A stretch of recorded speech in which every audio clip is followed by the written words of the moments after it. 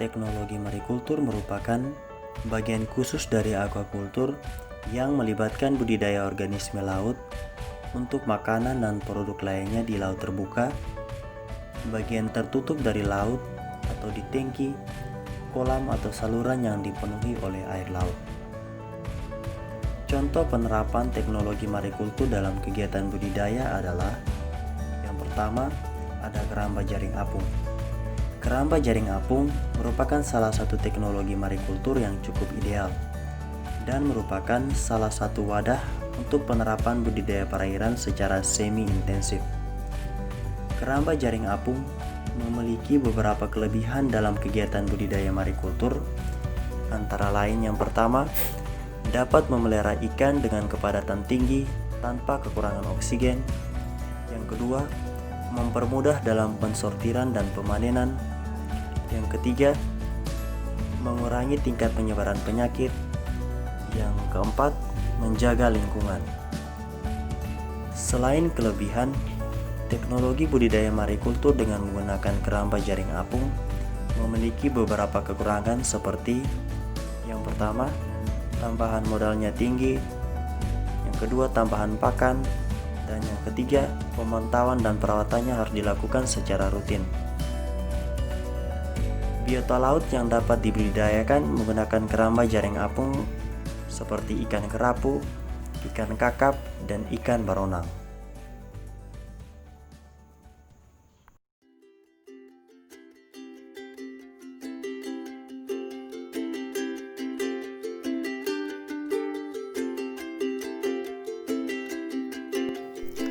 Keramba jaring apung lepas pantai atau KJA offshore adalah budidaya perikanan dengan penggunaan teknologi tinggi, modern, dan berskala besar yang dilakukan di lepas pantai atau laut terbuka di atas 3 km dari garis pantai dan memenuhi persyaratan teknis tertentu seperti kedalaman yang cukup, memiliki arus yang cukup maksimal 1 meter per detik, dan tahan terhadap gelombang. Komponen yang terdapat pada instalasi budidaya ikan lepas pantai atau KJA offshore terdiri dari KJA dan jaring, ruang kontrol dan penyimpanan pakan, kapal kerja dan pengangkut, serta kelengkapan pendukung lainnya seperti sistem pembersih jaring, sistem monitoring jaring, sistem sensor lingkungan, dan juga perangkat lunak untuk merencanakan produksi. KJA lepas pantai yang menggunakan teknologi seperti yang dikembangkan oleh Norwegia memiliki beberapa keunggulan, yaitu tahan terhadap gelombang dan memiliki ketahanan lebih dari 10 tahun, cukup efektif digunakan dalam budidaya ikan karena mudah dalam pemasangan maupun pelepasan jaring, memiliki beragam konfigurasi dalam pengoperasiannya, banyak digunakan secara komersial dalam teknologi KJA lepas pantai. Di samping itu, teknologi ini diharapkan akan menjadi acuan dalam usaha budidaya ikan laut di Indonesia dan mendorong peningkatan produksi serta pemanfaatan potensi lahan budidaya secara optimal dan berkelanjutan. Adapun jenis ikan yang dapat dibudidayakan dalam instalasi budidaya ikan lepas pantai atau KJA offshore antara lain ikan salmon, ikan baramundi, ikan kakap putih, dan ikan kerapu.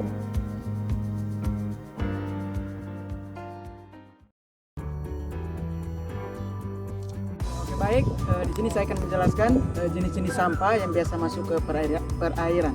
Yang pertama ada sampah anorganik seperti plastik, logam, karet, aluminium, kaca, kain, dan pupuk anorganik. Kemudian sampah organik seperti sisa makanan, air cucian, limbah kamar mandi, dan yang terakhir yaitu tumpahan minyak di perairan. Saya akan menjelaskan cara masuk sampah ke perairan. Yang pertama, dari aktivitas manusia, di mana masyarakat sekitar pantai membuang sampah sembarangan ke pantai. Yang berikut adalah dari penebangan pohon, di mana pohon mangrove digunakan sebagai penyaring utama dalam perairan. Yang berikut adalah terbawa dari arus atau aliran air hujan.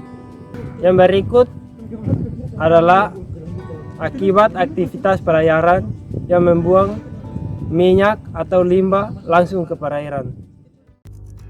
Salah satu dampak dari kegiatan antropogenik yang mempengaruhi kehidupan biota budidaya yaitu limbah yang berupa organik dan anorganik. Limbah organik dapat berdampak positif terhadap pembudidaya kerang massal dikarenakan pertumbuhan kerang yang dibudidayakan bagus.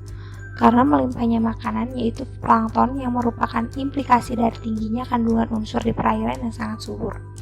Akan tetapi, apabila tingkat kesuburan perairan terlalu tinggi, dapat terjadi ledakan fitoplankton di kawasan budidaya. Selain dapat menimbulkan kematian massal ikan, berkurangnya nilai oksigen terlarut, ledakan fitoplankton ini juga dapat mengganggu kawasan wisata bahari melalui penurunan nilai estetika perairan.